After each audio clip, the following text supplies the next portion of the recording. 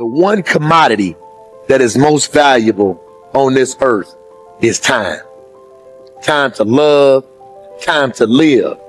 From the moment the human body is born, it begins dying. I can live with no responsibility whatsoever. The price I pay is that nothing matters. Or I can reverse it and everything matters. But I have to take the responsibility that's associated with that. And so if your life isn't everything it could be, you could ask yourself, well, what would happen if you just stopped wasting the opportunities that are in front of you? What is death and what is life? What is this thing we call life? What makes life so unique and so beautiful? It is beautiful because whatever you have that you may be facing, what you may be dealing with, life is still good. You are living and achieving your dreams. Find time to better yourself, read, explore, research, live life, do things you've never thought of doing before. That's what it's all about. It might not be fun, it might not be easy, but it is profitable. It does give you results. Think about all of the great people that we admire in our society and things that they must have had to go through in order to make it look effortless. And one day you're going to be great, but you think you got time. You think you got time. 18, 3 years from now, 5 years from now. I'm telling you, you deserve to be great now. And not only do you deserve to be great, there's some people in your life. You must be yourself if you want to experience your true purpose in life. If you're different, be different. Be different and do it with pride. If someone doesn't like it, if many people don't like it, who cares? Your life would feel better and richer if you had a goal, you chase that goal, you accomplish some things, and you would get this boost of confidence, you'd get this boost of self-esteem, like whatever it is that you're going to do. Learn from what you've just done, move forward. Learn from what you've just done, move forward. Repeat, repeat, repeat, all the way forward until one day you're going to get to the end of that tunnel and you're going to see the light. You need to take massive action. And if that doesn't work, try something else. If that doesn't work, try something else. Keep going with massive action and you will find the way because it will give you momentum. The time is now. The time is now to express and for people to believe in themselves. The time is now for it to be okay to be great. Listen to me. If you work for it, if you're willing to put in that sweat, that blood, and those tears, baby, I'm telling you, you can have what you want, be what you want, do what you want. Are you hearing me? And start now. Start believing, start dreaming, and create the life and the person that you really want to see. I think it's good to remember that if we just go along with the crowd, we won't wind up with much more than the wish that we can do it all over again, and as far as we know, you can't. If we want to amount to anything as individuals, we need individual goals, individual thinking, individual actions, and we must never conform to the big group. We must love them, we must help them, we must serve them, because our whole success will depend on our ability to do these things. But never lose our own individuality and our identity by permitting ourselves to become submerged in what has historically proved itself to be little more than a suffocating sea of indirection and purposelessness. If we want to emulate someone, fine, but let's be choosy in whose steps we follow. It's the only life we've got. And remember to think. Imagination is everything, and we can become what we can imagine. If you find yourself getting depressed and down at the mouth, as we all get once in a while, you might want to remember this quotation by Dean Briggs. He said, "Do your work. Not just your work and no more, but a little more for the lavishing's sake. That little more which is worth all the rest. And if you suffer as you must, and if you doubt as you must, do your work. Put your heart into it, and the sky will clear. And then out of your very doubt and suffering will be born the supreme joy of life." Believe it or not, in an age when we've come to nearly deify leisure time, we've almost lost sight of the fact that virtually all our satisfactions, rewards will come not from our leisure, but from our work. And don't forget the strangest secret. We become what we think about.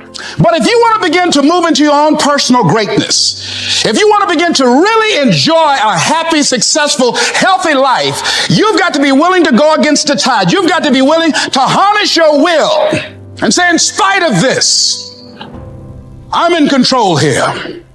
I'm not going to let this get me down. I'm not going to let this destroy me. I'm coming back. And I'll be stronger and better because of it. You have got to make a declaration that this is what you stand for. You're standing up for your dreams. You're standing up for peace of mind. You're standing up for health. You want it. And you're going to go all out to have it. It's not going to be easy. When you want to change, it's not easy. If it were in fact easy, everybody would do it. But if you're serious, you'll go all out. So yes, I'm going to turn this situation around. I'm not going to sit back and moan and cry over what happened and what went wrong and who did what. I'm going to do something about this situation. The way to transform yourself is through your work. Now, I know this runs counter to our prevailing cultural prejudices. Work is too ugly, too boring, too vain. Self-transformation, we think, comes through a spiritual journey. Therapy, a guru who tells us what to do, intense group experiences and social experiences, drugs. But most of these are ways of running away from ourselves and relieving our chronic boredom. They're not connected to process, and so any changes that occur don't last. Instead, through our work, we can actually connect to who we are instead of running away. And by entering that slow, organic process, we can actually change ourselves from the inside out in a way that's very real and very lasting. This process involves a journey of self-discovery that can be seen as quite spiritual, if you like. And in the end of this process, we contribute something unique and meaningful to our culture through our work, which is hardly ugly, boring, or vain.